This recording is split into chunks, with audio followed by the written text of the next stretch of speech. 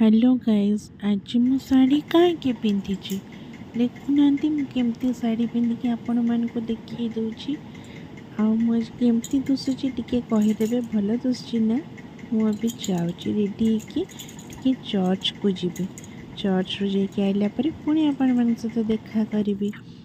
तो एठी मु पूरा रेडी हो चर्च जीवापाईका। आज बहुत दिन पर मु चर्च को कौन यह मनुष्य द्वारा से प्लान करा जाइथिला ना यह स्वयं त्रिएक परमेश्वर को द्वारा यह प्लान करा जाइथिला।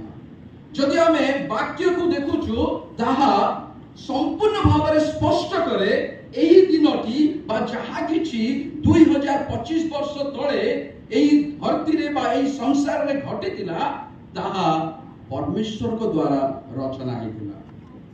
कारण परमेश्वर से मनुष्य को प्रेम करते, मनुष्य को भल पाते।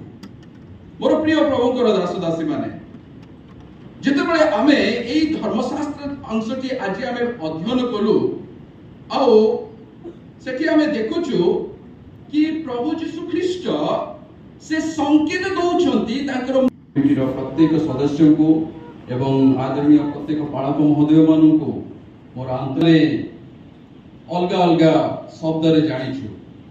पैशन वीक ता सहित ओडिया रे जदि आमे सुनुछु बहुत फेमिलियर दुख भोग सप्ताह। आउ जेते बेले ए पैशन वीक विषय रे मो टिके ध्यान करूथिली। प्रभु जेते बेले सृष्टि कले दिन गुडी को से अति उत्तम कहिले and he was so happy. और प्रत्येक दिन को से आशीर्वाद मध्य कले अतः अति उत्तम थिला। किंतु सेही विषय को जेतेबेले मु कनेक्ट करिया पई चेष्टा कली पैशन वीक बा दुख भोग सप्ताह जोटा कि आमे सुपरिचित भाव में जानिछु बा पवित्र सप्ताह। रविवार ताहा होची विजयर यात्रा थिला। सोमवार को होली मंडे बोली कहा जाए। इवन ट्यूसडे को होली ट्यूसडे बोली कहा जाए। किंतु जदि आपण शुक्रवार ना को नौचंती ता गुड फ्राइडे बोली कहा जाए। इवन सैटरडे को होली सैटरडे बोली कहा जाए। तापर रेजरेक्शन संडे आसे।